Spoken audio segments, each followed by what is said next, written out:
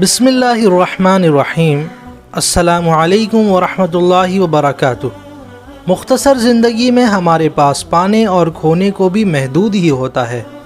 ہماری زندگی میں ایسی بہت سی چیزیں اور حقائق و واقعات ہوں گے، ہم چاہتے ہوں گے وہ ہماری یادوں کا حصہ نہ ہوں، مگر ہماری یہ چاہت بہت پیچھے رہ جاتی ہے اور ہماری سوچ انہی حقائق و واقعات کے گرد سفر شروع کر دیتی ہے۔ سوچ بھی تو ہماری ہی ہے، اس سے چھٹکارا کیسے پا سکتے ہیں؟ ممکن ہی نہیں۔ ایسے موقع پر ضرورت ہوتی ہے سوچ کو ایک نیا رخ دینے کی، سوچ کو اس زاویے پر ڈالنے کی جو ہماری منشا ہو اور جو ہمارے لیے تکلیف دہ نہ ہو۔ سوچ انسانی زندگی پر بہت زیادہ اثر انداز ہوتی ہے۔ یہ سوچ ہی انجانے خوف سے مقابلہ کرتی ہے اور اس کو شکست دیتی ہے۔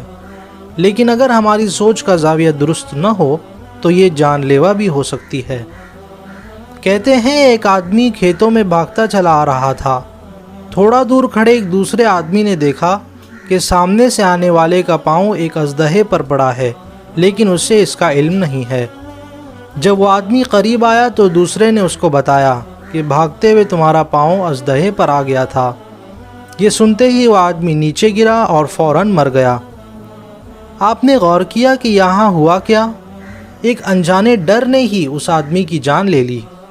درست زاویے پہ کام کرنے والی سوچ، دوسرے لفظوں میں مثبت سوچ، انسان کو اگلی منزل کا راستہ دکھاتی ہے۔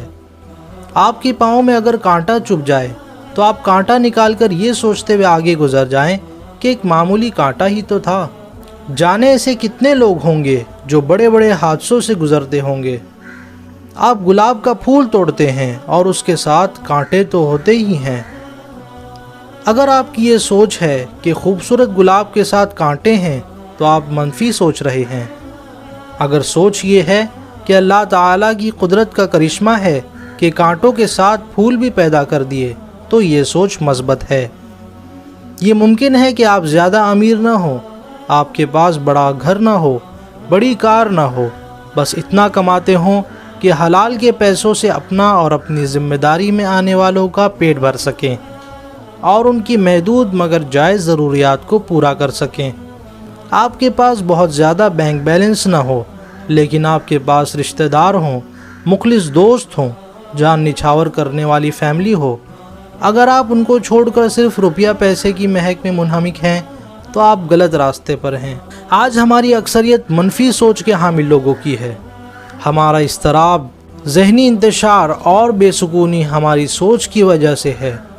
ہم خدا تعالیٰ کی نعمتیں سامنے ہوتے ہوئے ان کا استعمال نہیں کر سکتے۔ مثبت سوچ خدا کی بہت بڑی نعمت ہے، اس سے آپ ہر چیز کو کنٹرول کر سکتے ہیں۔ کچھ رشتہ داروں نے برا رویہ اپنایا، آپ کی مثبت سوچ آپ کو دوسرے رشتہ داروں کی محبت یاد دلائے گی۔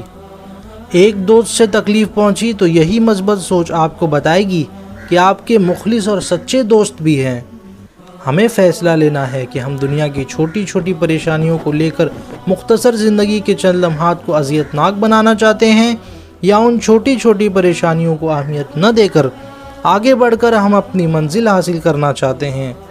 ہمیں اضطراب و انتشار میں اضافہ چاہیے یا بلند ہمت اور عالی حوصلہ؟ مثبت سوچ سے انسان کو اندھیرے بھی اجالے نظر آنے لگتے ہیں اور ہر چیز پھر مسکراتی محسوس ہوتی ہے۔